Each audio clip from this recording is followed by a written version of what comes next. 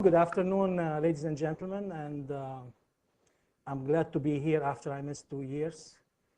You know, Delhi has become part of my home.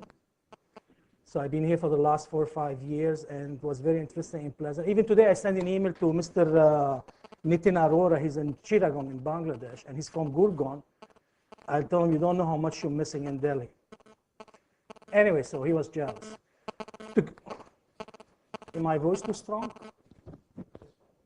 Okay. Look, the subject today is very complicated a little bit when it comes to culture, when it comes to leadership. What I found is, in the last, I started, let's start from the beginning. I started about 2001. I think you never heard about lean manufacturing before.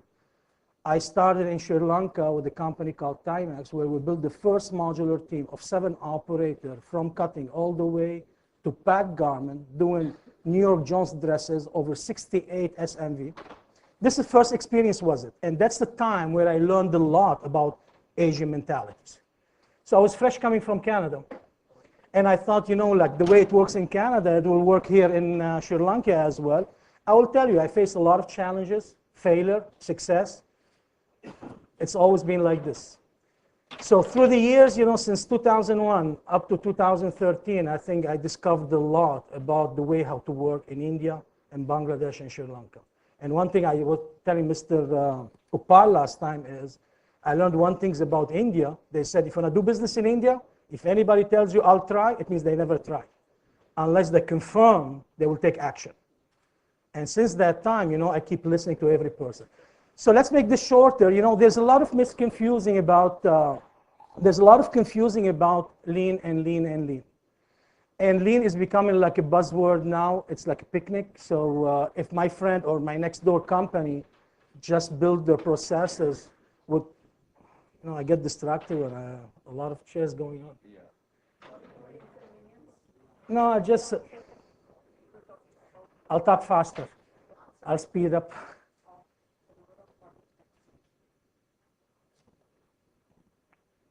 We're done now. Okay. So, I'm going to take over the slides. People talk about effectiveness and effectiveness and effectiveness. And I keep hearing this word, we have an effective management system. We have an effective production concept. We have an effective methodology. We have effective relationship and all that. And at the end of the day, really? Where is this effectiveness? So when you start talking about the top management, CEO, COO, GM, factory manager, in charge, supervisor, operator, engineering, and all goes to the engineer because we believe that the work study department, they're going to make it all happen. You're going to discover today is start from your MD, goes to your CEO, and moves all the way to your COO before it is even the GM level. There's a lot to be done in order for us. So effectiveness doesn't come only by just changing production lines and changing practices. This is not effectiveness. Effectiveness is related to your strategic objectives. If I ask every one of us today, what are your strategic objectives? Everybody knows it. Deliver on time, quality, and cost. So what are your critical success factor in relation to those 3 criteria that as strategic objectives? There's nothing. So how are you going to build KPI, which I was talking yesterday, building KPIs, building system in your company, and you have no link between what you're doing on floor level all the way up to your strategic goals. And this is where the industry is dying today. Today I got some person, I think from third ICAHT side, he asked me, like for the last 24 years of experience, I said, let's stay in Asia. I'm not going to talk about Canada because we have so much advanced companies in Canada. If you take Peerless Canada today, they're still operating, doing men's suit, and nobody can defeat them. Why? I will tell. It's a long story. I'm not going to talk about it. So come back to this. He was telling, what's the best company have you seen so far in South Asia? I'm not going to talk about Southeast Asia and the Far East. I told him, it's very hard to say. If I could say today, probably I could refer to some company in Sri Lanka, which I believe today they are world-class companies. But if you look at the effort they spend and the time they spend and energy for the last 10 years in building and building and building, where the management, they spend over 60 to 70% on training and education, And today, when you look at them where they are today, like you cannot believe. I know Nike today just signed up like a marriage contract, blind date contract. And they will never walk. He said, you know, you walk into this group without mentioning the name, like you freak out. The way these people, they talk, the style, the culture, the management, how it's driven from top to bottom, those are called world-class companies. It's not like just a couple of slides you showing here. He said, we improved this, we improved this, we improved this. The bottom line is at the end of the day, I ask you, show me your profitability growth. Probably you make a couple bucks. You make a little bit of rupees here and there by changing a little bit, by cutting down. Look, I'm talking about some slides. Instead of showing the slide, I prefer to talk directly. So when you try to save, you know, like, just tell you the story behind, you know, lean manufacturing. So when lean manufacturing came out, it came, you know, from a book, The Time That Changed the World, of James Womack in 1990. He was doing a survey on automobile industry.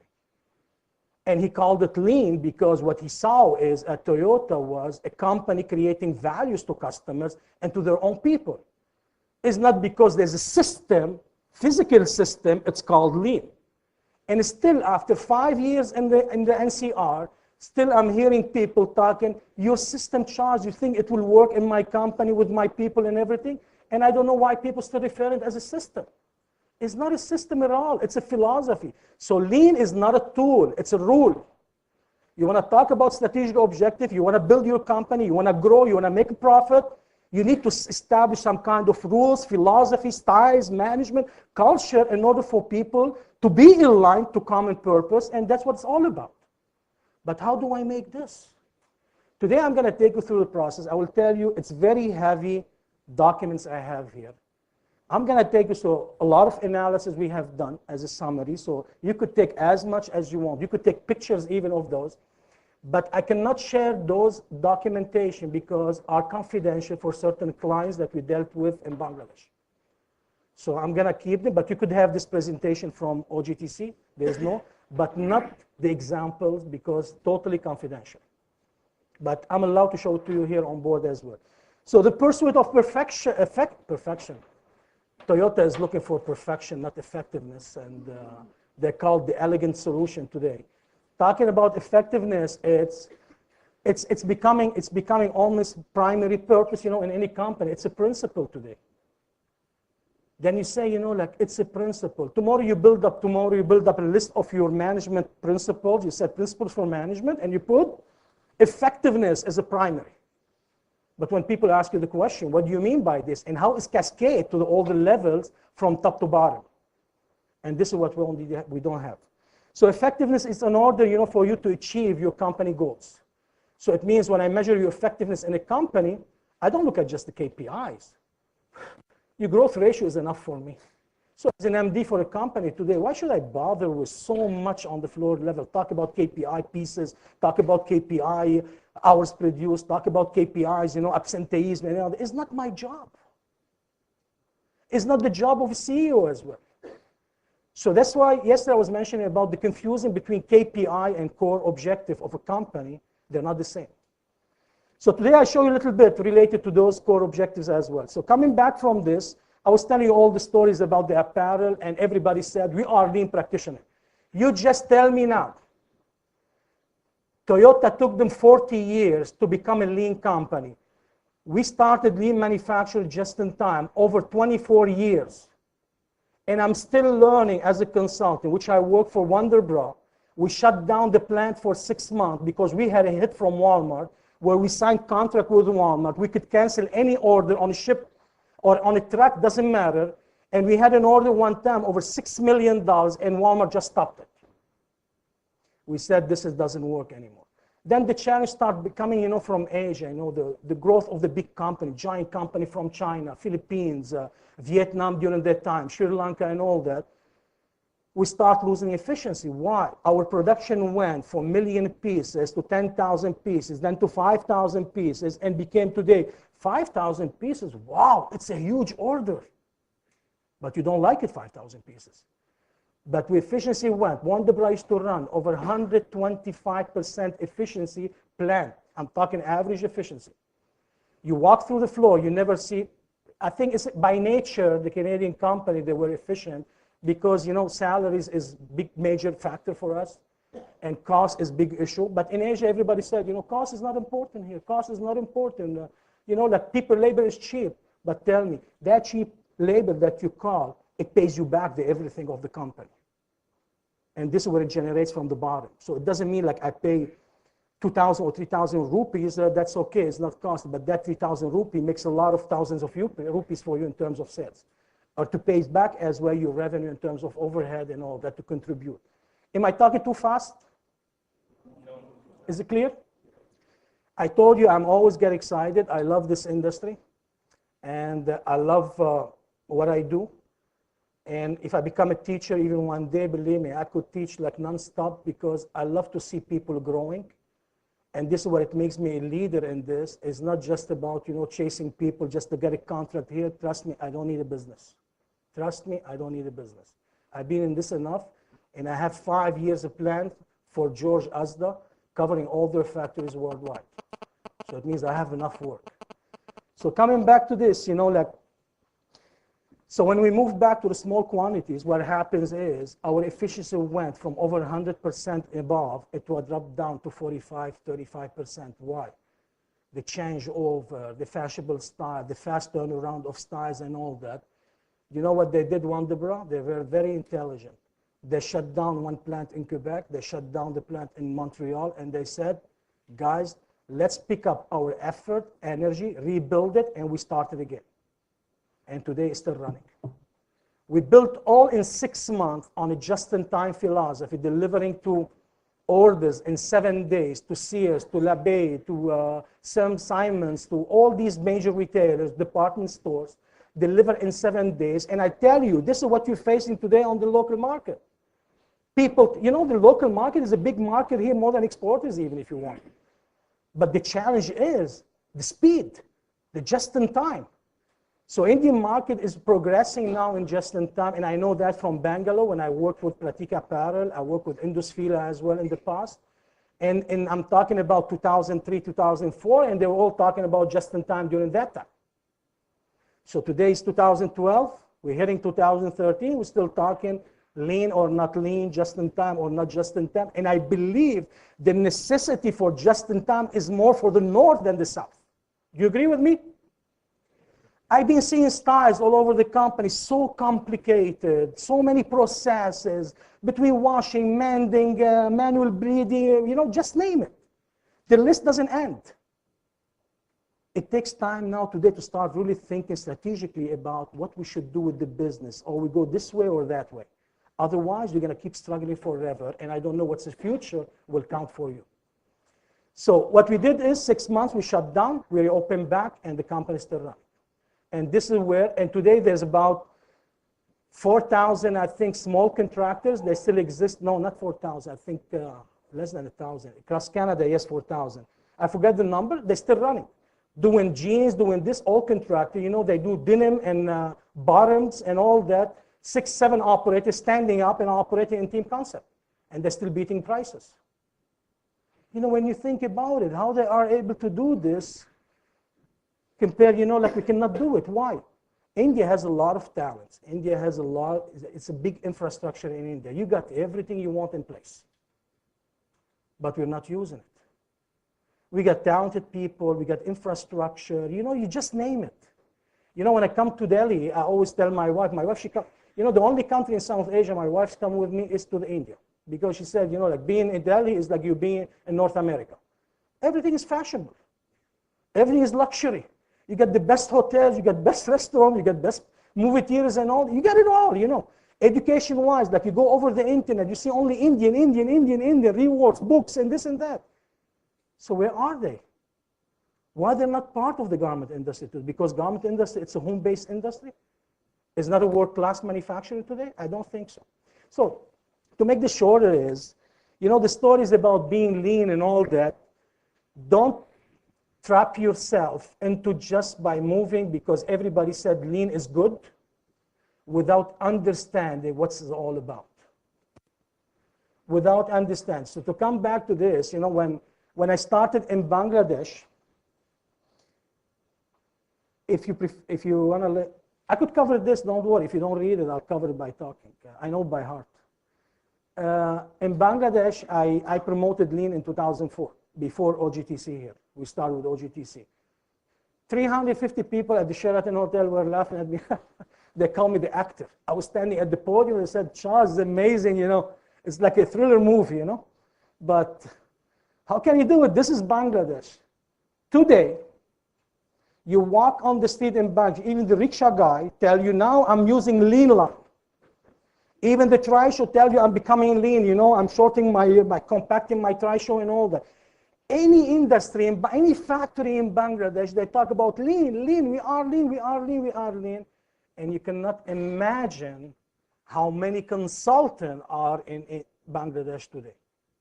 And I just laugh out of my shoulders. I said, you know, it took me 24 years and I'm still learning today. And today you look at the market in Bangladesh, there's over 3,000 Sri Lankan are lean experts. There's at least 100 from India. There's like 10,000 Bangladeshi, they're all consulting today because they learn a little bit about lean in one factory. They move themselves and they say, we are lean. I could do the same thing as I did at this factory. Is the industry photocopy shop? You just copy it from one place and the other, but everybody missed what I'm going to talk today about it. They missed the whole culture, how to build it up. So I think I'm here to sell myself. Look, I told you, it's not about selling. I'm going on retirement. For the last 2 years, I said I'm going to retire, but I'm still working. I can't stay away from it. I love it. So the common purpose, like you look at today, other industry, like you could look at Apple. Why you never call Apple lean, as an example? I go to Apple store. It takes me 2 minutes. I buy anything. They charge me on their iPhone, and I'm out. The iTouch. What? Those, they're not lean? You look at Bell Canada. You look at Post Canada. Post Canada delivered in 24 hours, guarantee. It means you sleep on your pillow, you send an email, you send a mail. Well, hardly we send mails today, but when you send a mail, the next day you got it. Their system of communication. Go to Singapore Airport. Have you been to Singapore Airport? Check it out. Probably you never notice it. Singapore Airport, even when the luggage comes on the belt, the handle of the luggage is toward the customer. So you don't have to waste it like I do in Bangladesh. I have to step on the belt, put my feet over it, try to get my luggage, people over each other's and all that. You never find this in Singapore. Now, to link those to the immigration, you see direction in Singapore Airport. They tell you, go to lane airport, you know, from this gate, you go to immigration number 5 lane, and this and that. Why? They have a time management system to analyze it all, and you never spend 3 minutes waiting in queue even at the immigration. Delhi Airport is getting better. Probably they're going lean, but they don't know it. But it's getting better and better, which I like it. I never spent too much time at the eyes today. But when you talk about, you talk like even McKinsey, the healthcare system in Quebec today, the Prime Minister said, we're all going applying lean tools in the healthcare. The hospitals in Montreal now, they're all going into customer value. So because our system, Medicare system is free, so we don't have to swear because it's a free, you know, you sleep at the emergency for 24 hours, then we treat you. No. You get there, 5-10 minutes, you have to see the doctor and go out. You don't have time. So all have one thing in common, is customer focus. Customer focus, customer focus. And I'll tell you something, gentlemen, all of you here in the North, you have better relation with customer than the South even. I know that. When we wrote the first book, I don't know if you read the book about the best practices in sourcing for Commonwealth countries. I was one co-author of this book. And you see there's a big article even about India, how the North is well prepared, you know, because you have this marketing intelligence. But when you shift it to the garment and you start producing, you forgot it. So we're more driven into manufacturing and you forget the rest of it. So if you look at all these companies, everybody has one common thing. It's one common purpose. It's customer focus, customer focus. And please allow me to say, when I say customer, is not just my friend Asda or Walmart or La Perla or whatever, just name it, or H&M and all that. My people are my customers too. What I mean by my people? The relation between the merchandiser to give the next customer to you the cutting, and the cutting to the sewing, and the sewing. We never measure them. The only thing I keep hearing, you know, we have a problem with the fabric, delays in fabric, this and that. And what's the management is taking action? We cannot deal. So why are you looking for improvement then? If you cannot improve your supply chain backward linkage, So why you are in business anyway? So stay where you are, suffer with what you have, and don't complain. Because production floor, they're not going to give you miracles. They're not going to make miracles if you get this. But there's a way to do it. In Canada, we used to have fabric comes late. We used to import all the fabrics. But our duty doesn't take like, to clear the good, doesn't take 24 hours. In a couple of hours, it's clear. The truck is in the factory. But still, though, we built system where we can react in half an hour, change over when the fabric arrives in the house. So we adapt our system to the challenge that we have with the supply chain. Rather than sit and we just keep complaining, we cannot get the fabric on time. You all know it, and you all know your delays. So why your structure is not built to absorb those delays? This is another factor, but how we do it. So these are another issue which I like about resources optimization. You know, like everybody's talk about operators. Everybody talk about extra manpower. I think last time we did with Manish, I think at Orient Fashion. Even we did some analysis on the cutting room. Even we doubled the labor salaries. Even if I don't need them, I doubled them. And I make big reduction in cost. I'm not lying. Mr. Manish is here. He's my big gentleman, you know, supporting the project, his CFO. So when you look at it, labor is not just the issue for you to reduce cost. What's happened to your overhead? What's happened to your cutting table maximization, the space, the overhead over it, the management style, splitting production floor up and down. You get management down, you get management up and all that. What's happened to all this? So to be able to understand, you know, you need some kind of strategy to understand what you need to focus on in order for you to deliver.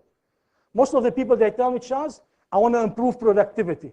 I told them, you know the lean culture, what it said? We don't believe in the word improve. We believe in the word casual factors. I got a problem somewhere. The first thing I'll do is I'll assess what is blocking me from performing to achieve my KPI, as an example. So I don't jump right away into the final equation and I say, you know, what is blocking, what's to improve here? So we never improve. When you say improve productivity, you still don't know where. But when you say what's blocking me, you are able to niche them down one by one in order for you to troubleshoot them and eliminate them. And this is the difference between a lean thinker and traditional thinker. So the word improvement doesn't exist anymore. We talk about roadblocks to understand, and this is where management, they miss the boat, how to troubleshoot and the role in problem-solving technique. So let me show you one. So I covered all this, so see how fast? Just show you KDS in Chiragong, which I'm allowed to show you. I have no problem. We just evaluate them in July 2012. I'm going to zoom on the aspect where we evaluate lean. This is what we evaluate. Some companies, they said, you know, come and see my company, Charles. Look, I have visuals, I have a line system, I have good practices, I have SOP. Look, beautiful, it's lean. This is for us counts only 15 to 20%. Evaluation is evidence. It's see facts. It's not about people what they're telling you. We don't listen. KDS, they started 3.5 years back in Chiragong. We started under the George project, as that George. They achieved after 9 months only 23% lean scoring, and it was a big hit where every customer coming to visit them, it looks nice, because everybody's focusing on beauty salons. How it looks nice, decoration, modular team, clean machine, people, they have uniforms, all nice. But when it comes as an expert, I don't look at it. I start from the MD, from the chairman, and I start understanding their thinking. And if you look at the first one start with is called performance policy deployment. It means how do you perform all from top to bottom, and how you all connected from top to bottom. Is there a policy in this company? No, not sure. Don't worry. We do improvement. You know, sometimes we analyze our KPIs. All this, I call them in English balloony stories. Means, you know, you just put the needle, pop, it goes off. So if you look at it, I'm not going to go over these details. This conference is not about how to evaluate lean, but just to tell you, management commitment to lean practices. These are most important elements. In every factory, people said, you know, Charles, we are on board. We help you. At any time you want, just knock my door, come and see me. Really. But what about if the manager really roll up his sleeves and work a little much harder and educate, grow his people with him and all that? Some companies we started, this is how we enforce top management. We called it the boot camp training. You know, when you go to the boot camp, it means you forced people to get trained in order for us to make them understand. Because if my chairman doesn't understand, I don't want him to do the job. But if he doesn't understand it and believe in the way we're going to take it and becomes a strategic approach for the business, then CEO and COO and the other level top management that could take it forward for the whole company. I'm not talking about group because lean goes company-wise, then you link the group after all. So commitment, slow promotion, and rewards teamwork. You know, everybody said, you know, we have a teamwork here. We have a teamwork. We have a teamwork. Teamwork is part of respect for people. What it means is teamwork. People collaborating. You know, you go to every company, they have a team concept. You look at them, nobody talks to anyone. Why? In this company, there's discipline. Nobody chat. Really? So what's the benefit of a teamwork? It's not toward the common objective, the product, the quality, the delivery, the performance of the team and all that. There's no chit chat. I said, that's nice too. You know, like even supervisors, like the policeman standing there. You know, the story, I'm sure you all know it, so I'm not going to talk about it that much. So, and like promoting people and redeploy people in our company, give them better position. You see potential staff and all that. They cannot be promoted. Why? Until somebody really leave after 25 years, then you promote him. You know, somehow you need to accept people even leaving your company because they have no choice. They need to grow. They don't want to stay where they are. You know, when I started my career, I left Wonderbroad. You know why? Because I know I'm going to stay between four walls. What I'm going to get after being chief engineer? What I'm going to get in this company? And I know my potential can be much bigger than that. So I'm going to wait for Mr. Alfred until he leaves the company and he's the owner as a president. So, you know, and it's part of Sara Lee. So how can I take over him? I can't. So I told him I'm going to do consultancy. I'm going to start delivering whatever I know, and I could create a challenge environment for me where every day, I'll challenge a new situation. And this is where I started consultancy, but I kept working on part-time, and I left after 2-3 years back, and I became, in 1996, Dagher Group consultant in Canada. You're building a culture of value thinking. Most of the people knows here, you know, keep the employee working, this is value thinking. Do it by the dozen, it's cheaper. Value thinking is how you create a value to your customer or to your own people. So if I create overproduction in a company and I'm supposed to deliver to the next process in half an hour or 10 minutes, whatever it is. So where's the link of value thinking here? It's going to take a lot to change the mindset of the people to become more like a business sense in terms of thinking. So this is another thing where we build it in those factories in Bangladesh 12 factory. You will see the result at the end. I'll show you some results at the end of 12 factories. So there's a list, long list. The market approach. We talked yesterday about the pricing. You know, we said we always have a price as per the marketplace. But the price, my gentleman, is not by the one that you just estimated because I know this gentleman, this buyer here will buy it at 500 rupees or 300 rupees, so I'll make it 300 rupees and I force my people on the floor to deliver it. No. This is not target costing. Target costing is built on budgeting, and I'm going to show you a little bit today. So this is the evaluation. So KDS, after 1.5 years, they came back into the project, and they considered their lean, but they came back into the project, and they jumped to 61. They really built the culture. If you look at every department in their company, from offices to the housekeeper, they have KPIs. And all KPIs are integrated to the same final objective, which it leads you. You will see some today as well, which leads you back to your profitability goal. They have short-term goals, which are related to orders, and they have long-term goals where they think about creativity and innovation. It means, today, look, am I boring you? I hope not. I don't want you to fall asleep. Because sometimes people, they come to a workshop, they just waiting for pictures. I told you lean is not about pictures. It's a management course today. But I'll show you some video clip, a couple video clips, especially there's a lot of net companies here. Anyway, to come back to this, what I was talking about. So they linked the entire company together, and today they scored 61%, and we going back with them for another 1 year to build the full cost management system where for that time they could guarantee prices to buyer and make it happen in their own manufacturing, because the whole culture is being built, and today you will see how they build it as well. You will see some reality. And you know, like, it takes a lot of efforts. It's not 1 year, it's not 2 years, it's not 3 years, but as long as you know where you're going and you have a timeline, so you are able to hit it. So moving from this, you see at the end only, total productive, these are little things which everybody's focusing on them 100%. But this is not what I worry about. Anybody, you know, you get a copy from each other, but that's fine. Organizational effectiveness. As we said yesterday, it starts from strategy.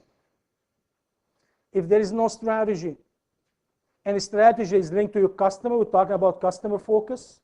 So today, if you look at our projects and with our buyer for the next 5 years, it's called Building Customer-Focused Lean Supply Chain. It's a nice word. The sentence is, it's like a slogan now, you know, building. What does it mean? It means from the mill to the store. And portion of it is manufacturing. So where we're starting from the factory base. There's a lot of financial analysis to make sure, priority one, owners maintain their profit as being desired by them or as planned. Second, employees get fair wages, which is one of the major objectives to get better life. Third, probably after 2-3 years, you maintain certain level of costing formula for me, where can link back to the development center of the buyer, where they know exactly the factory, how they structure, and they are able to build their style and their costing from their house before even they ask the factory to negotiate. This is where most of the buyers are looking for today for a long-term relationship. And I'll tell you, you could have short runs as you could have a huge volume as well. This is the future. Culture, leadership, which I'm going to cover today. So alignment is a key element. And we always said lean manufacturing, it creates a common language, common purpose. But how can we speak the same language when we're not totally misaligned? So alignment, it means we're all driving into the same pipelines all the way to the end to achieve one common goal. So what we do is, we always said, you know, when there's a way, we always said, you know, think within the box, and I'm telling you, get out of that box, trust me. Get out of your factory, look at it around, understand what's happening around the world, read magazine, you know. I was last time at PM Pro with Mr. Brijesh and all that, and we were talking about, you know, I learned a lot. Today, especially, you have the technology where you could search a lot on internet. During my time, I'm very old, in the 80s and 90s, we didn't have that much information on internet. We used to attend seminars like you come here. We used to read books, searching, finding, you know, in order to learn and then compare it back. And we used to force our staff, like you come here today, you should do a presentation to your company owners and then tell them what you have learned today here. How can you adapt back into your company to make it better? And this was a challenge for the people to go out and learn. So what I'm now telling you today, the sky is unlimited. There's always better and better way. And you're talking about effectiveness and innovation. There's always better way. Just get out of the box and find it. But find it is, I don't know if you all do this exercise, the mind map. You know, if I look at, you know why I talk so much? Because my mind is really good like this. I could see the whole industry in one picture, which I call the large-scale picture. Do you want to see, you know, today you count on your work study to come and do certain improvement in your company. What do they know work study or engineering department? They know only about the practice and the process. You never give them even access about finance. They have no clear idea, you know, what's our other area connected to that process. If they make a change here, can impact the other side. No, it's okay, we'll do it only here. Then the owners comes or MD or GM start complaining. We didn't see any result at the end of the day. And this is our major problem in Delhi, where people, they said, consulting is not good. Total misunderstanding, the mind map, it means if today you sit down, you said, this is my objective, here is time management. You said, this is my objective is, I want to have it just in time. Just in time, it means you start drawing. Oh, there's the merchandise, the fabric problem, this problem, this problem. Then you write down the merchandise, the engineering, this problem, that problem. You will have a whole picture that you said, how organize it and put it in the right way to improve it. And trust me, the industry is worse than this even. It's worse.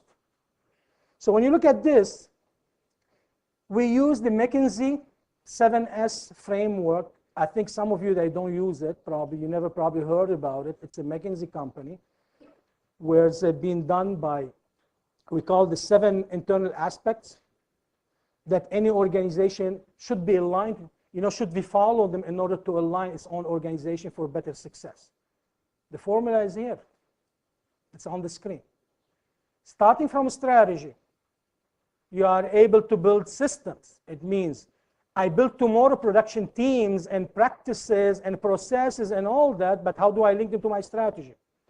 Then how do I create a structure in terms of the system, the flow, the budgeting, the target cost? How do I analyze all this? And once those done at strategic, these are easy. The consultant or yourself, you could sit down in an office and do it all on paper for you, and everything is nice. But now, bring it back as shared vision and shared value to share it with the style of your management, with your staff. There's a style, there's staff, and there are skill. All these 6 elements, they are connected through a shared core values. What are the shared core values? It means the leadership today, the responsibility, the culture, the way your company has to move, your KPIs, your driver, your problem solving, the package is too long. So if I take those lists, you're going to keep seeing them slide after slide. If I take the strategy as an example, we're going to consider, like everybody said, 2 things are important today: customer and profitability, right? Otherwise, there's no business. If I don't have sales, if I don't have a customer and a good relationship, I don't have approach.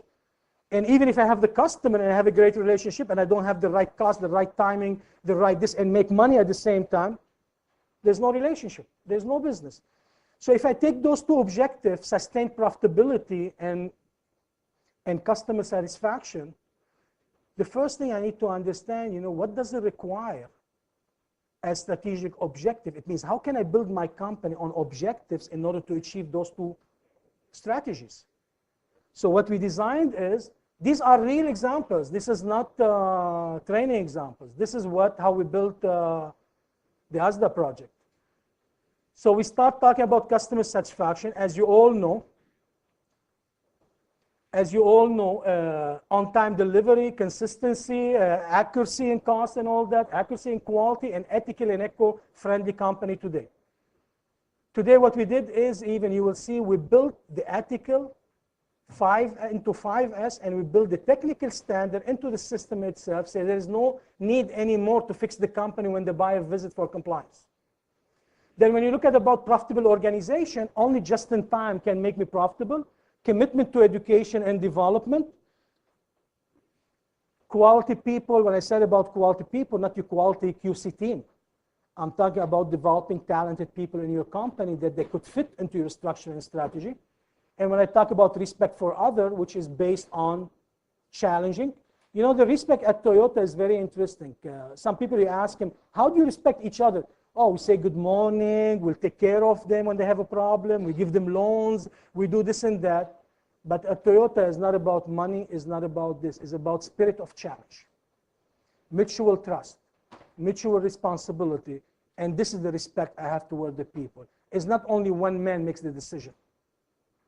This is how they encourage people in the companies and all that, and this is what's respect for people. The last one, it's the continuous improvement mind, which you all know it under Kaizen mind. This is the biggest job. To be able to achieve all the above, you could achieve them by any means, you could achieve them, but probably at a higher cost, probably at the effort and the energy of other people and all that. The issue is, how can I keep improving those issues to maintain them as they've been planned in order for me, because the target out of your continuous improvement is sustained profitability. What we all do is, for the customer satisfaction, the external, not the internal, but sustained profitability, God bless us, probably will make it, probably not. So the continuous improvement is going to link you back to ensure that your profitability is maintained. So to do this, I'm going to take you over. You cannot see it, but I'll take you here over. So from the strategic objective, we said, what are the critical success factors before I start lean in the company? So I'll zoom it for you here a little bit. You could see it better here. The first thing we start with is we need input in this company. It means before I recruit people, I need to understand what the selection criteria are to recruit people. You know, like most of the people, most of the industry I've been with, they recruit people based on experience. Me, when I recruited I recruited last time people from Sri Lanka when I started the business. I never based on experience. I based only like if they know the industry. But most important was the behavior for me, the way how they could deal, not how they deal with situation on a daily basis, the way how they react against any problem they face and all that. Today, what you need people with a behavior and thinking mind set totally different, not with people only technical. So it means if I get this problem, I know, do this, it's okay, and the problem is solved. I need people that are challenged. And I know that when they had this personality and this character, the characters that I'm looking for, I was able to build them. And today, one of them is still leading the project of Asda by himself. And I'm sure when you see him, probably some of you met him 6 years back, but if you see him today, he's a totally different person. You can't break him, and he's unstoppable. Because his mind, totally different person. That I could build. But when you get somebody with 30 years of experience and everything, that's very hard, trust me. Because they cannot take this equation from their mind that I'm strong enough with 25 years of experience, what are you going to teach me? It's very hard to take it away. And I'm not telling you fire or hire people, but just I'm telling you, today if I want to recruit people for the industry, I do it differently. You know Lenny Group in Bangladesh, and Lenny Fashion, I think they're related to Epic as well. Mr. Wasim Sadiq, some of you know him probably, he's from Delhi. He's a leader, you know, person that I admire very much, and he's based in Bangladesh. The way he handles his staff, he's always on the spirit of challenge. Never blaming anyone, never pointing the fingers at anyone. Creates a challenge among them, and they're challenging each other from floor to floor. His new factory, he realized that I need only educated people to understand sciences. What he did is in his factory, new one. In less than 1 year, it hits over 92% performance. You all have RFID, you monitor balancing, am I right? And you gave it to your supervisor. He got educated junior guys, strong personality. They understood about SOP, work method, SMV, balancing technique. They get the software on every production line. They're sitting the entire day doing that. He removed all the supervisors off the production line, and he turned them into garment technicians. He didn't demote them. He told them, you all promoted, you're going to be the boss now. You educate the operator how they produce when we need you. If the method deviates from the SOP, you bring the method back on track and all that. But let this engineer maintain his production. And I'm telling you, you walk there, you won't see a single aspect. 5S, the quality at the source and all that. Because those guys, they have only education in their mind, little bit of experience and all that. They get the strong personality, and they are able to manage only on scientific elements, which creates that component to drive output. I don't know if I'm making it too complicated. But when you look at it like this, you know, like I was pleased, I told him, you know, and this is not because of me or because of anybody. It's the leadership in the company. I was a facilitator in this project. We give ideas to people, but how many people of you today will take ideas and all that, and I trust you probably 2-3% that will react. So this is the difference when you recruit somebody who's react against a challenge versus the one he got technical experience. He knows how to deal with daily issues. So the issue was to create criteria, to build the criteria in order for us to develop quality people. Today, I know you're all complaining about the manpower, but remember something, you build them, you train them. Today, we don't train people even in training school. We eliminated totally from our project to train people in a training school. The training is done on the job. You know, like I learned it even from Singer a long time ago. You know, we develop operator 5 days, 6 days, straight to the sewing line. And most of the people you recruit, even they have experience as well. I thought I'm running out of time. 1 hour is not enough. But 1 hour gone already. So, you know, there's so much to talk about because I cannot just show you a slide. There's a lot of stories behind every slide and all that. And I believe most of you enjoy more, you know, the talk show compared to just reading a couple of slides. Because you all like to hear stories. And those stories probably can make you react much than reading just a slide. So to make this shorter, it's all about the human system. The successful factor, you know, the critical success factors, you know, to be able to build, to achieve those two strategies of customer satisfaction and sustained profitability is to build the philosophy in our company, to build principles in our company, at least to start from our top management, how to manage, to build system, procedure, structure, and all that in order for us to develop quality people where they are able to train, to enable them to develop, to enable them to perform, to engage, to inspire, and to act, and to, against what? Continuous improvement. How people are going to improve if they're not part of it? So it's a full structure to build up, but doesn't mean like everyone in the company today, they have to know it all. I'm not saying that. There's a way how to do it. I'm going to accelerate a little bit now because the bottom line, I didn't get it yet. So this is the successful factors. We designed even a roadmap.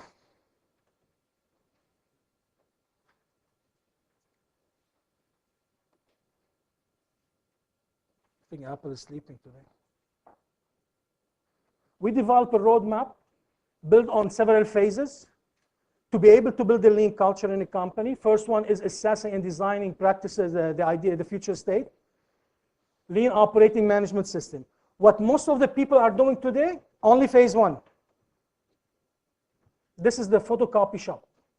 Taking picture from one factory, put in the second one. But the whole thing is now how there's a culture, there's shared core value to share with people, there's a skill to develop, there's a style in the company, there's a staffing people, there's unified management system to integrate. What about all this to make it drive?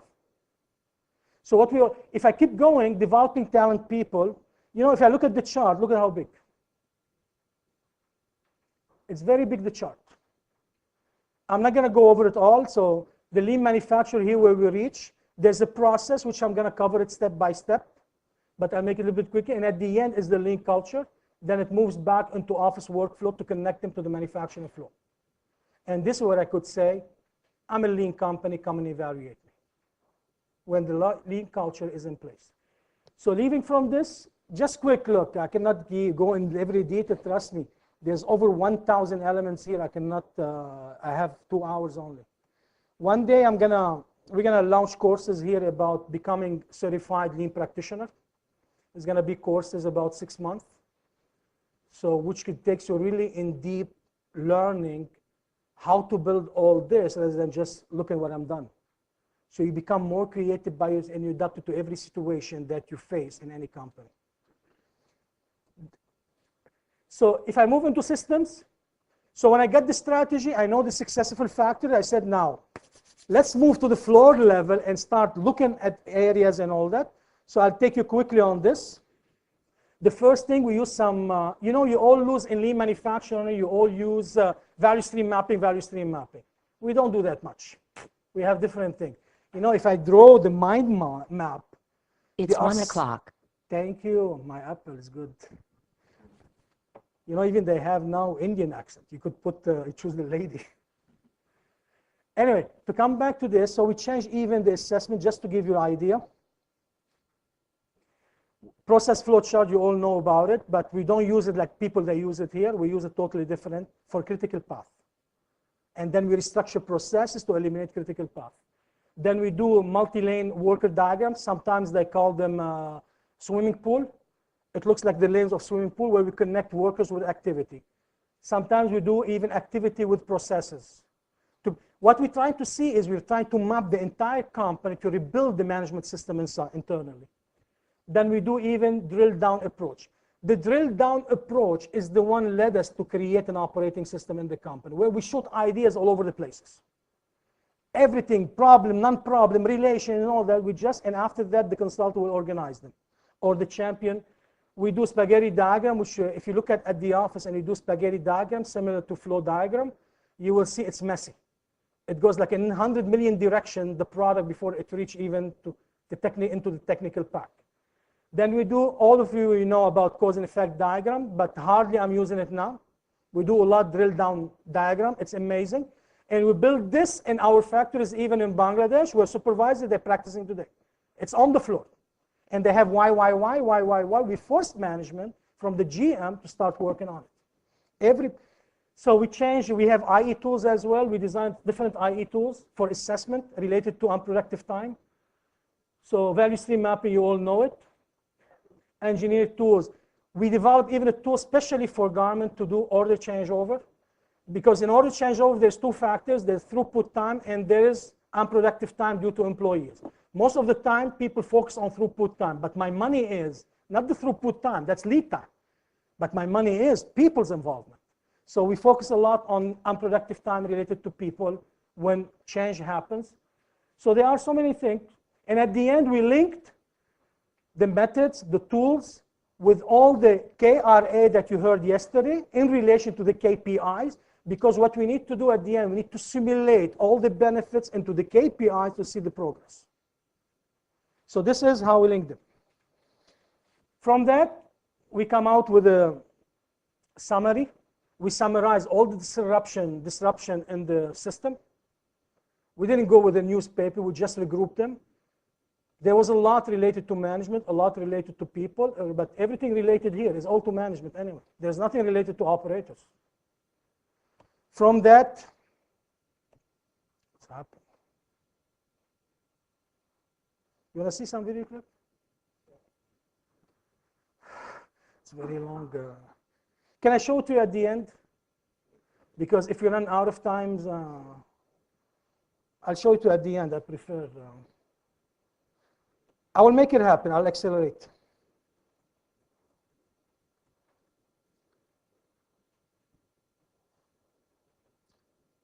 Oh, how come I get this? Even we created order changeover, where merchandisers that report order changeover, quality department they report. We create one technical pack, which we call the values engineering, which all information goes all the way to modular system. Otherwise, nobody will operate in the manufacturing floor. Because if you do the analysis, you will see it's less cost if you let them wait and do it in the last day when everything is in place. People that are, work method is all based on continuous motions. It's not like, do a little bit, move it here, then wait, then change it. Anyway, video clip, we'll check it back later. So now moving into the structure.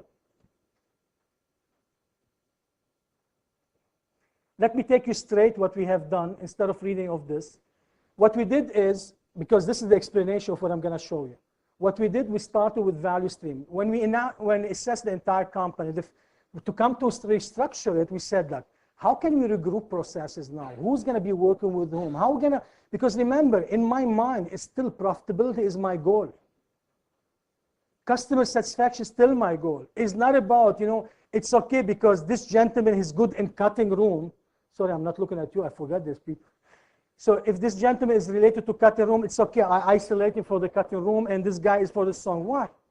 If my strategic objective requires me to be able, because I run a fashionable industry, fast turnaround is the best for you to run by value stream structure. What it means my merchandiser, my cutting, my sewing, my finishing, my whatever it is, put it under one cost formula and get it done in 1 point flow. Zara's strength is many companies without Zara, even in Singapore today and even in China, there are some companies they call in just-in-time too, which they brought the merchandiser in the middle of the house, lobbying on the sound floor with the sample room. You want to create impact much faster? Look, you run styles, 1,000 pieces, 2,000 pieces. The merchandiser is in the head office. The quality per department stores is somewhere else and all that. And those people, they don't have a relation. So let them live the problem as you live it on the sewing floor. Let them live the problem. This is, I'm not telling tomorrow you need to change by value stream, but you need to look at it, what is best for you to make a change. You need to look at it, the lead time issue, the quality issue, the cost issue, and all that before you structure a system. So one thing what we did. So everything is related back to the costing formula, target cost. So what we did is we reformulate the process. This is Strauss, the insured company. We shared costs with the company, so we built them up. We brought all the management under one cost here, and we put a plant engineer to manage it. I didn't bring somebody. We brought a plant engineer to manage it because there's a lot of finance elements, scientific elements. It has to be managed. So from that, we went into restructuring the manpower. So we restructured all the direct minus the direct, and direct for us is all SMV producers. And today, like, I would not allow any person in a company besides supervisor or manager or anybody to be standing in no SMV. You want to do this operation because buyers ask you for it? So charge it to the buyer. He doesn't accept it, deal with it. But I won't allow somebody without SMV on the floor. So we changed our waste list even, that you all know the 7 types of waste. We have changed them too, to make them more garment-driven waste. So we restructured the budget and the departments and all that. Then we moved into the overhead, the offices side. We rebudget all the offices, and we shared all this cost with the operating expenses. You see all the offices are here. Then we shared the operating expenses. Then we took them all into cost distribution. What I mean by cost distribution, it means we defined the ratio of contribution for every department. Because remember, I'm creating value streams.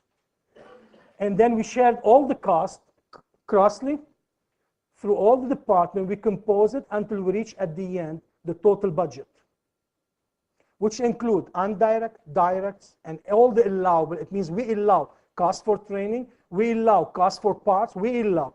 You know, we measure our mechanic today. Like you said, this mechanic is better than the other mechanic. But when you look at money, the good one spent $10,000 to repair the machine, but the one you think he's not good, he doesn't spend $1, but he repairs the machine. So which one is cheaper for you? We never measure it. We all look at, we jump to conclusion always without seeing facts. So we budget all this, and then we took them into costing formula, and this is where we analyze allowable for production floor. It means what do we allow for me? Is a person is able to decompose it again into segment-wise, assign it to different area, bring improvement in those areas, and this is where Kaizen activities come on board. But today, you're not at a position to do this, still chasing what you have charged to the buyer to make it happen.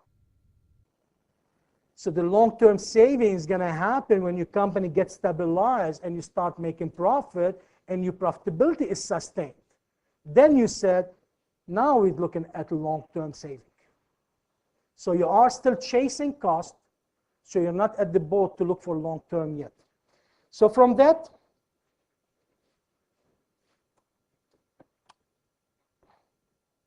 we create operating system. I'll show you what I mean now. When we create the practices, SOP, processes, value stream, cost, and all that, now it takes a management system over all this. So we create our management system. I'll show you cutting room quickly. It's based on structure, method, system, and quizzes. It means every person go through training has to pass at least 70% of the quizzes. It means he has to master. Otherwise, he doesn't fit. Even companies now in OGTC who I'm working with, and one thing I'm starting now with the top management, and every manager from CEO, he's going to go through quizzes. Otherwise, I cannot make sure this culture is being cascaded. Because the top one will teach the one under him, and the one under him will teach the other one, and this is where we create one chain of reaction in terms of training. It's not the consultant does it all. I'm a facilitator, I'm not a consultant. My job is to guide you, and it's up to you to make it or not. So don't come and blame me at the end of the day if I fail or not. So what we did here is we eliminate master planning, we create all the inventory in one company in a cutting room, all the lists required, whatever. We designed every tool, every trolley, every information systems and all that. Why are we doing all this? Remember, the hardest part at the end is the skill. Skill of the top to the bottom. We need to deliver something to the people, we need to build it up. So then we create the layout and the zonage and all the area. You see here, it's connected to the sewing floor, the cutting table, which they do bottoms. They do shorts, cargos, chinos. Then we create the staffing, and we have procedures, how it works. And this is, it took us 1 day to do it. It's not too long. If you know where you're going, it's very easy to connect. Then we create for the short floor. Then we create the procedures again. But the nice about all this, we centralize all the information through cut job list. What I mean by cut job list, like this. It means the marker information, the number of layers, the length, the Kanban sizes, the size breakdown of the marker, the bill of material, the location of the bill of materials, any remarks related to sewing, the accessory transfer to which department, because some accessories, they don't go to sewing because they go with the cut from the cutting to the sewing and all that. We design a system where we gather all the information from merchandisers to eliminate master planning, because all this goes to the engineering department for planning, which we designed the software for it. We didn't do it, the factory done it. And from that, they create the role of the IE operational planning. I'm sorry, you will have the slides. I cannot read them one by one because I will never finish. So you have the procedure for the IE, you have the procedure for the stores and the cutting in charge and all that. So we designed all this. The Kanban flow, how we flow the Kanbans in the company, raw material, blah, blah, blah. And we create the cutting planning board. Cutting planning board, as you see here, everybody said, today I cut this is how much I got. What do you do with this? Nothing. Here, the cutting manager doesn't have a master plan. He has only assignment, comes from engineering department, controlled by engineering, which gathers all the information, quality reports, whatever you want to name it. We call it technical pack. It's a part of value engineering, go through IE operational planning. And from that, what they do is they make sure the markers cannot be printed if the bill of material is not entered. We create triggers in the software. And the engineer that cannot print the bundle card if the market information is not in the system. So we create them all connected. So at the end, key is when the bill of material comes and the cut job comes and all that, engineer build the SMV value for the cutting room to align the cutting manager for planning. So what we do after that, the entire cut, and this first initial cut is planned after that is a pull system. The operator will pull the cut. There's no master planning at all, totally eliminated. But this is when you do small runs, it's ideal now. If I have a cutting and sewing and all these together under one package, it's very easy to flow it and control cost. But today what you have cost centers all over the places, and to be able to monitor product-wise is very complicated. You don't know who's the customer you're making more money with compared to others. And this is where it becomes too complicated. See, the teams laying teams, they just follow the board. But again, there's a skill training and all that. And we create even table utilization. You all know about Fast React and how you do planning and all that. We plan tables. To maximize table utilization, we eliminate everything related to bundling, stickering. We took it off the cutting tables. We created trolleys where it moves while I'm cutting. It moves on the side. Even for reshaping, we make it standalone small stations. Why I have to use the entire cutting room, cutting table to dismobilize it totally for somebody to come and shape a couple pieces like this and all that? We create like the leather industry. You know, OGTC is about leather and apparel and home textiles and all that. So when you look at it, we have standalone stations, which saves a lot of space and maximize table utilization in the cutting room as well. So when we start doing visual planning board by the cutting manager, he realized how much his tables are totally empty everywhere. So we have the length of the tables on the side, and we have the time scale on the top horizontally. This was a genius idea from a guy like this. He said, let's put the idea into picture. So this is, and at the end, even we designed the trolleys and all that. Let me show you at the end.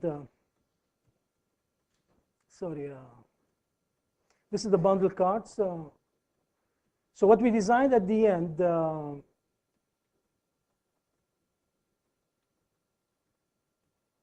want to show you all this, but standardized work. This is where we build all the SOP. How we practice everything. And beside that, we build all the technical procedures as well that cutting room must have. And we integrated all this into 5S ethical and technical standard auditing system where nothing will break. Because Bangladesh factory, my goodness, every day when a buyer comes, they spend 2 days in cleaning the place. Now we make it happy forever, sustainable. And we put a human resource on the top of it to monitor, not just the compliance. So back from this,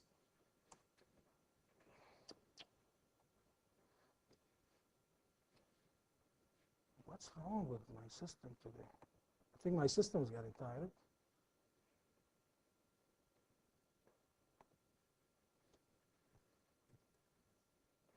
One thing I want to show you, even we build the key knowledge, we said like all these staff, based on these operating, we did it for sewing, cutting, finishing, and all that, all the operating system. But we said, for all these operating system, what do they have something in common? The guy said, Charles, Mr. Raji will be happy probably. SMV. I said, it means everybody in this company has to understand what it means SMV. How it's built and why. We put it in the key knowledge. Second, teamwork is important. What's the importance of a teamwork? We said, put it in the key knowledge. The role of IE, put it in the key knowledge. Most of the people, they don't know the IE. Even you put the IE under the charge of production manager, and he has no clue of engineering even. So how do you want to use the IE effectively? They end up like bored or doing some clerical job, doing some formats for you, and at the end of the day, I better find another job somewhere else. This is what it's all. We create a key knowledge where we said everybody in this company, besides fundamental and human rights and this and that, they should be aware of those key knowledge. So we designed them. And the most interesting one was the lead time, because our objective was, one is the lead time. So we created a lead time structure. We defined all the processes. We eliminate a lot out of them. These are the processes related to value stream structure. And we have different routes.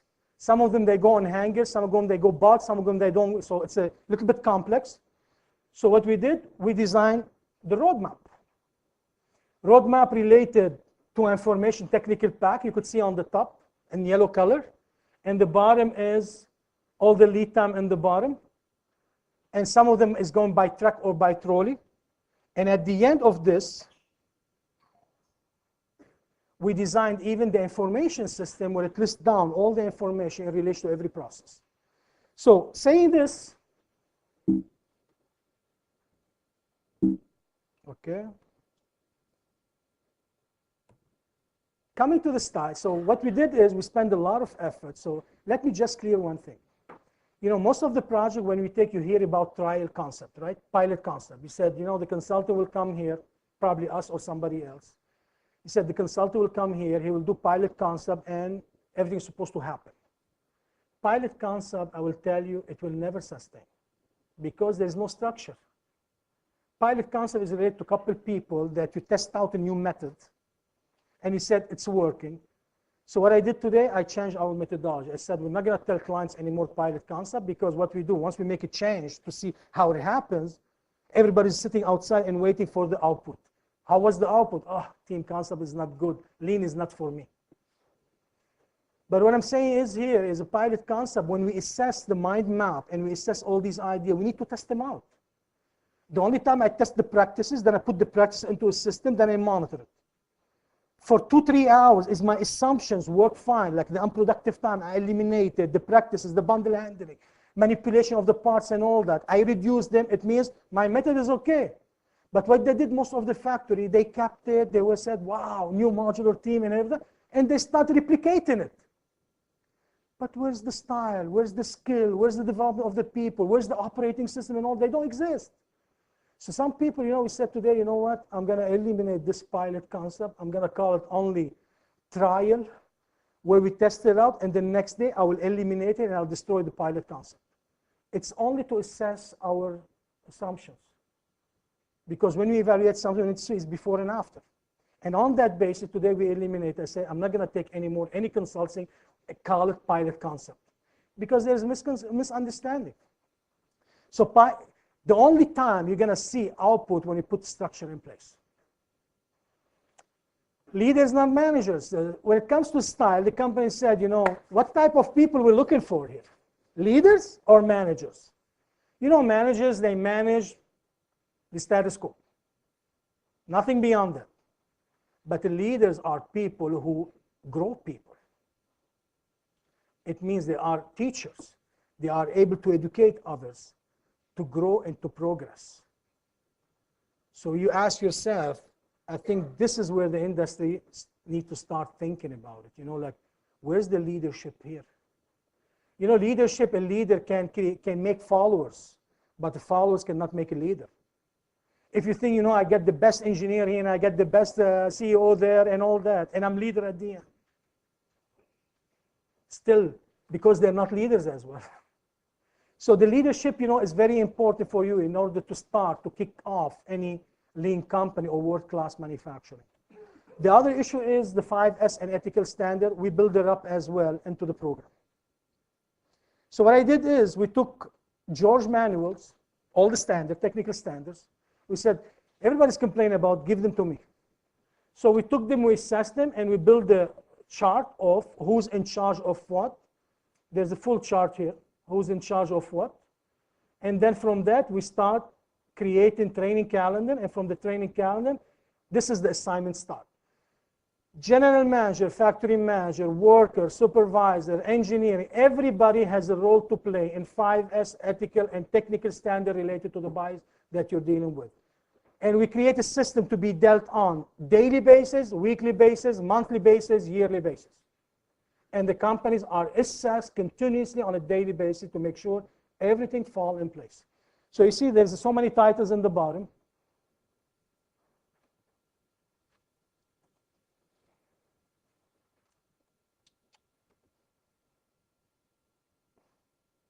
Respect for people, I spoke about it in the morning, noontime. You're hungry?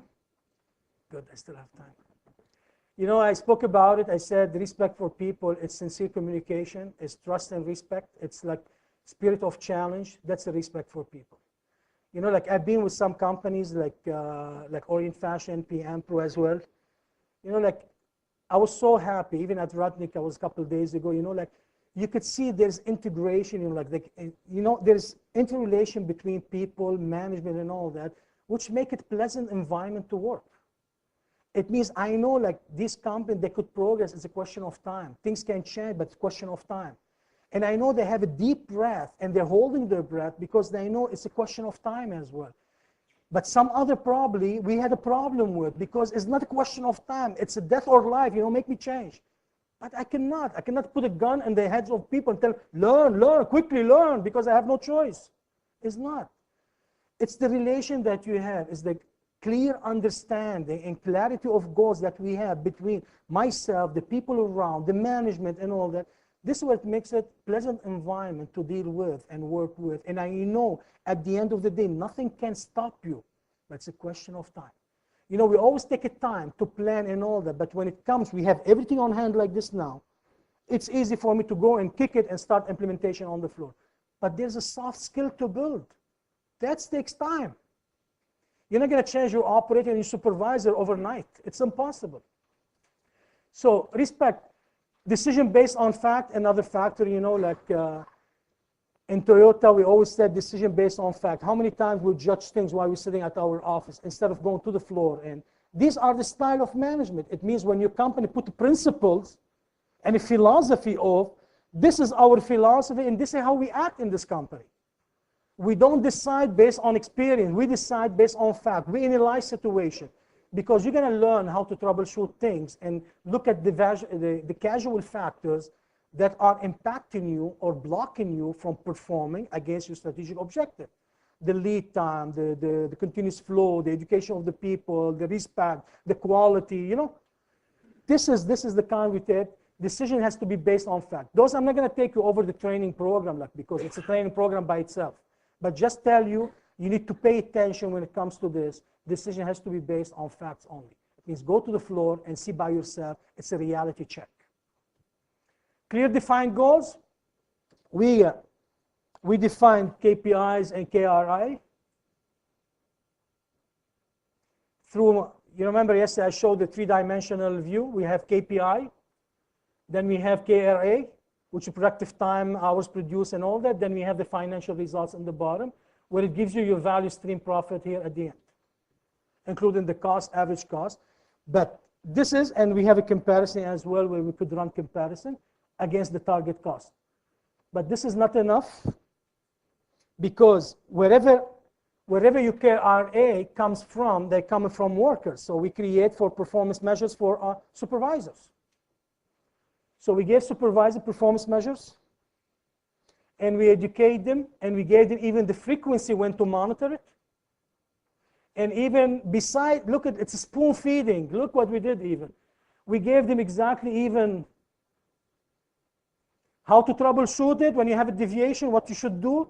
Then we gave them when you should go to the floor. Then we gave them guidelines for group leaders.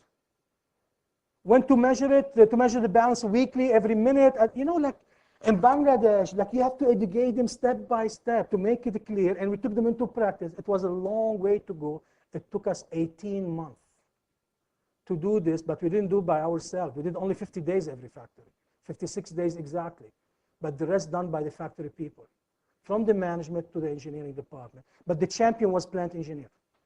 We took over this project, the champion. So we gave a lot of guidance even. It's still under building now. We're just designing everything. We haven't implemented yet.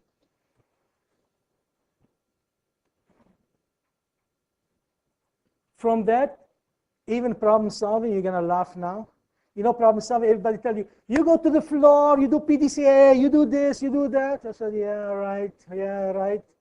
It's very hard to teach people. But what we did in Bangladesh, we just mapped every problem in the company. We create for them the troubleshooting technique. We gave them every little, go now, meet with this guy and meet that guy, then do this, then assess it, then find the idea, then send the engineer, then implement it here. We gave them the PDCA and the right structure. You will see it and you will laugh probably. But it would be interesting for you too. So before the PDCA, we create this is the policy deployment that I talked about. We create 4 layers of management, including operators in the bottom. Can you see it in the back?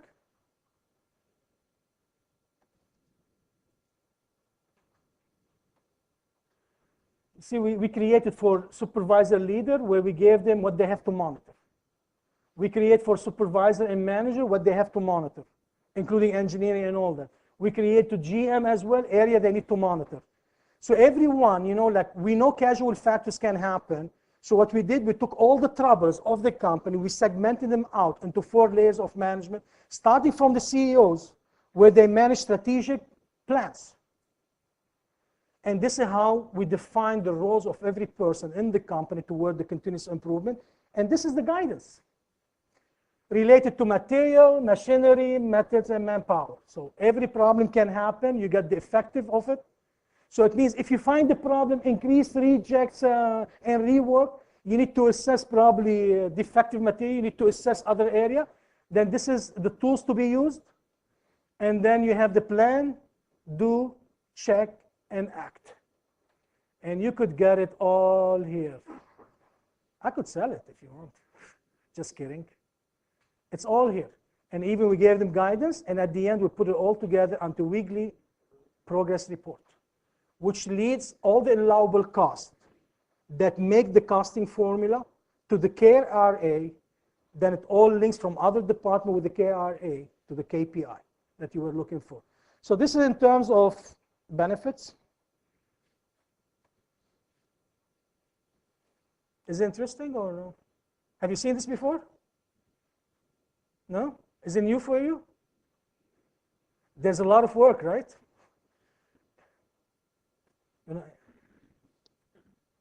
So coming back to the staff, this is more interesting too.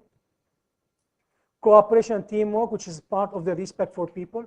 So which will allow cooperation and teamwork. Roles and responsibility. Now, putting all these systems together, creating KPIs and all that, creating measurement system, putting an operating concept, creating, said, whoa, now, who's gonna do what in this company?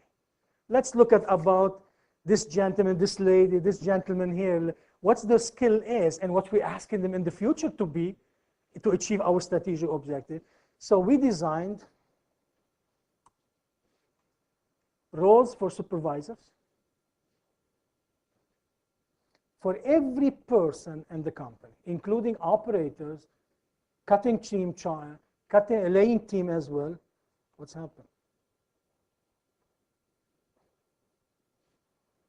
Key responsibility, Supervisor, you know what we did, supervisor? We said, look, we want supervisor to adopt SOP. We want supervisor to mount the quality randomly all the time. You know, like you have a 20 operator, keep turning around, cycle time start from the end, and balance it out. Look at the cycle time, look at the SOP, is it the same?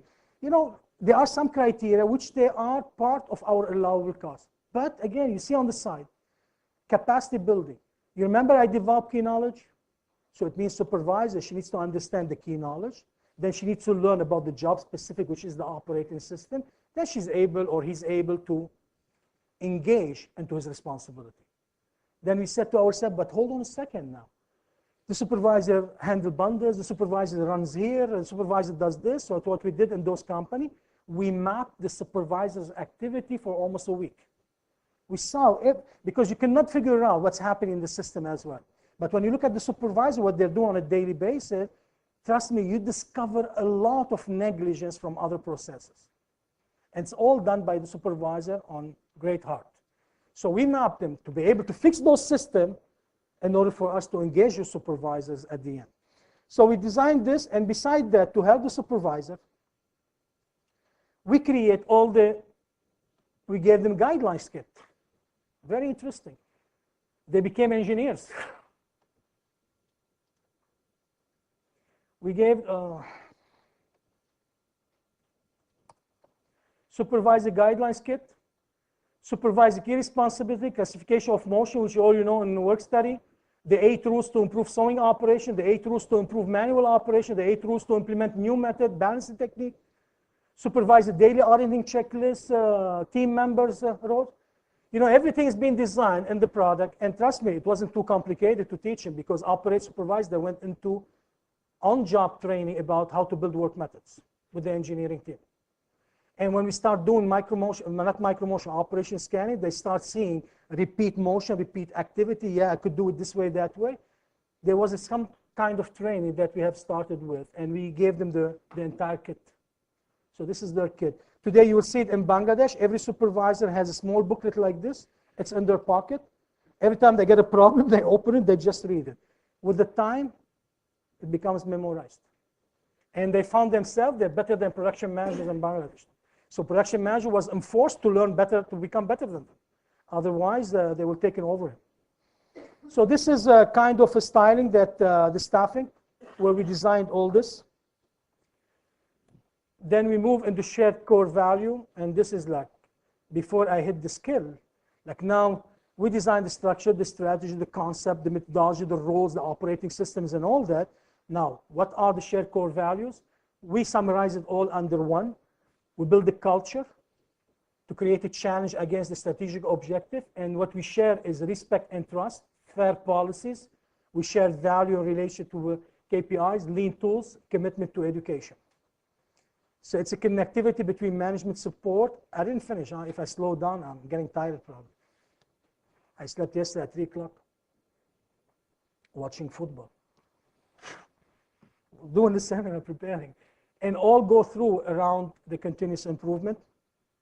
So what we need, a culture in the company, a mindset in the company totally different, where pull production as per internal and external customers, don't overproduce, maintain continuous flow of the value chain. Only, you know, value added activity, which I was talking about. Any SMV driven value, it's accepted, otherwise you just eliminate it. Or you charge it to the buyer, very simple formula. Don't complicate my life. You end up in a factory, you have only half of the people on the floor, no value, but the rest of them on SMV. Troubleshoot an interruption, any interruption to the value stream. It means anything, but this is how can we make it all happen, the culture. We change our list of waste. So we don't have 7 types of waste anymore. This is our lean in the garment industry. So we're not Toyota here. Because Toyota's 7 types of waste is a little bit complicated. When you look at, because some of those waste, they repeat in every activity. So what we did, we segregate them. So if I look at here, we train everybody in the company. 6 forbidden acts are not allowed here. We created posters all over the place, and they went live into training. And I'm doing it here as well under OGTC member. No worker can be waiting. No SMV can be on the floor. Nobody can be waiting for retention time. No machine can be idle. No worker can be idle and all that. How long does it take if you keep this in mind and walk the entire day, bum, bum, bum, bum, problem, problem, problem? you will see how many problems you have on a daily basis. And try this. When you get those slides, please try. So it changed. No, today we talk about waste, only this. There's no other waste for us. From that, we linked it all together to one unified management system. It's all the blah, blah that I was saying. I don't know if it's blah, blah, but everything I've been saying, we put it all together under one unified management system. What I mean, it means we have activities, we have people. So all the procedures are built into one shot. So when I get somebody in the company,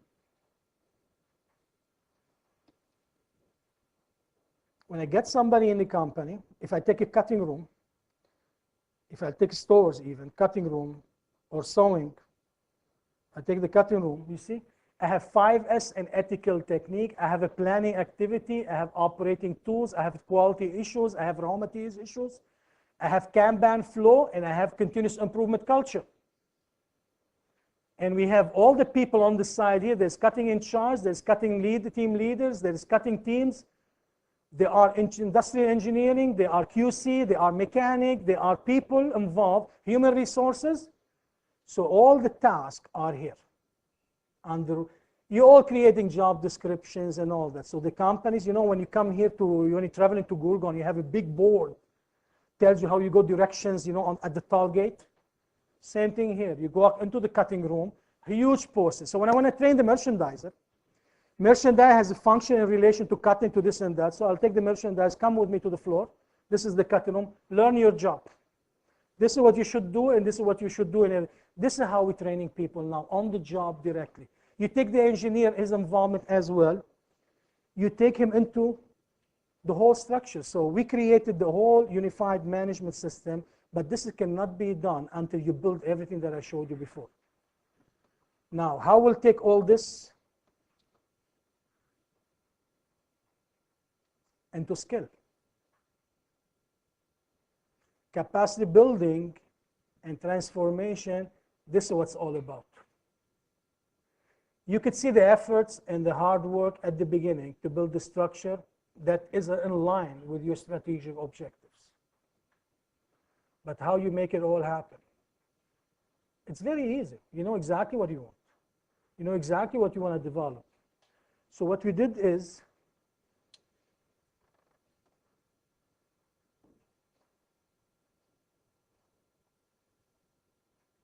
I don't know if it's the cable, it's taking time.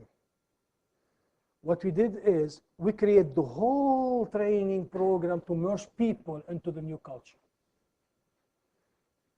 This can happen in 6 months, can happen in 2 months, can happen in 10 years if you want. Because the big job is to exactly know where you're going. And it's easy after to transfer it, and this is where you start realizing the quality people that you have in-house working for you versus the ones that will never learn. Because remember, everyone from top to bottom, they have to pass the exams. And I'm serious about it. You know, our project in NASDA was very complicated because, you know, the UK retailers, they had a lot of pressure about wages of Bangladeshi workers. And NGO, they tried to find any fault with any buyers. And next day you will see reports in newspaper. So our project was very critical to make sure what we built is sustained and workers, they got it in their mind. Because the NGO, what they do, they will take workers on the side when they're going home and they start serving and assessment, investigating about the pay, the mentality in the company, how do they deal with you, do they abuse you, do they force you on overtime and all that. Trust me, it's very critical. And today we have a survey is going on in Bangladesh, and the result will be in 2-3 weeks. And we don't know what's the question, and we don't know who's asking whom. But we made it clear to everyone. I could consider a lean practitioner only people pass these 3 types of exams here, which I call the fundamental knowledge of the company, your principle, your philosophy, the human rights, the labor law, the safety issue, the 5S and ethicals and all that. Those are everybody's concern in a company. Second, when the people pass in, I want to make sure all my key knowledge being transmitted to all of them being transferred, and they all pass and they understand. It means I ask anybody, SMV, oh, you do this, or what's the role of engineering? Everybody knows it in the company. This is very important to understand each other. The third part is on the job specific. It means learn what you should do, your operating system. What do you do in terms of quality? What do you do in terms of problem solving technique? What do you do? What do you do? So this is said. If everybody, so we gave them the list of all people in our project, they passed all these exams, and those we call them today lean practitioner, and they're going to have a reward in October, end of October. Those are lean practitioners, not somebody just you put him in a team concept as a U-shape, you tell we're lean. It's much harder than this, trust me. It's much harder. That's why I get tired, like when people, they tell me this, I tell them, very good for you, I'm happy. Because I know where they are. So you see here, key knowledge. Then you have the key knowledge. If I zoom it a little bit. Importance of cycle time in SMV, predetermined motion time study, role of IE, role of mechanic. What's the importance of Kanban? It means to maintain WIP, raw materials and all that, space-wise, cash flow-wise and all that. And we create even, what's the difference between productive time and unproductive time? Operators, they understand what it means. It means my SMV was driven by.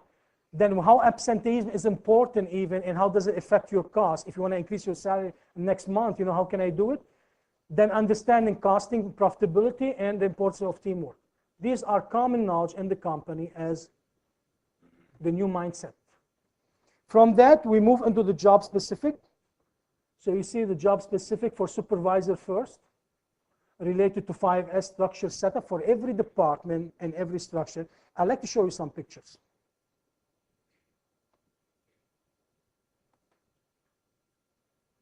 I'll show you my friend from Gorgon. Oh, no pictures. Global Knowledge Center. We get people, even they're getting a reward for Kaizen. People start getting engaging from the floor level to make improvement in the company, and they're earning money. Every idea pays. This was a new policy, fair to employees. Just bring your idea on board and get money as long as sustained after 2 months. Then unified management system. So let me move here. See, these are the manuals upside down. These are related to safety issues. Ethical storyboard. This is training school, huh? You will see. One team, one mission. This is the manual that I talk about for supervisor. Technical guidelines, the kit. The project, lean project, operating system of the cutting room. This is the school. All these key knowledge drivers. So for them my picture is very clear. There is too dark. For them, it was very simple. I'll get somebody inside from that door. I'll get him from the other door as a lean thinker. During the key knowledge, they have a session. We started from top management. They had a session of spending a couple of weeks on the floor assessing the 6 forbidden facts. Once they learned that, then we brought them into problem-solving technique, applying the guidelines of PDCA. Then we took them into action. Until they really mastered, then we said, we have a team on board now. You got the consultant, you got the champion, you got the engineering, you got the management now on board and all that. And this is where we start developing people before we move to the job specifics. So you see, this is the human system that I showed you, their critical success factors. This is their matrix of training, the one similar to the one I showed you now.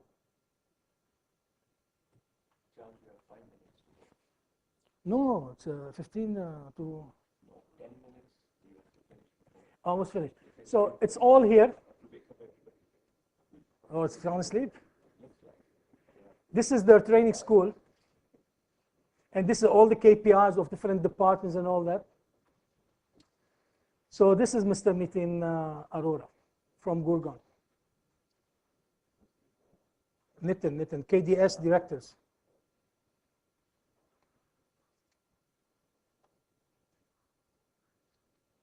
I'm almost at the end. So all this, we put it back all together into Global Knowledge Center, and from that we start transforming people and making changes in the company to lean manufacturing. And this is what we achieve, criteria of selection of good people, to develop them, to train them, to enable them to engage, to perform. and to commit to continuous improvement. And you see Lean Transformation Progress Board. Every company has one like this to show just the progress from everything I showed you now. And the fact sheet, I have videos even from operator. You hear operator, they start adopting even 5S and Kanban in their own house. Bangladeshi operator, you don't believe it. This is the fact sheet as a result. This is only 56 days effort from our side, 18 months from the factory side. This is KDS, where it is scoring 61%. These are the other factory. And let me zoom it only on the KPIs, and I'm going to end it a little bit. You could see here the KPIs almost of the factories. Sorting lead time minus 16%, increased labor utilization 60%. Remember, they've been already in Lean before, and this is the new action in Lean. But if you look at the other 48%, 7%, 57%, if you look at sewing even, look at cutting rooms, 55, 112% increase in everything. I'll tell you in Delhi, your factory here, there's at least 140% increase in cutting room. But until today, I'm zipped out. Because if you look at your cutting table, are used for everything except spreading. I'm telling you that the sky has no limit, trust me, as long as you understand what you're looking for. So this is where we're all, and this is where it's become the Lean transformation. All Lean practitioners, they have to pass all the exams, and all these factories, how they've been transformed, 80% in the cutting, 80% in the sewing.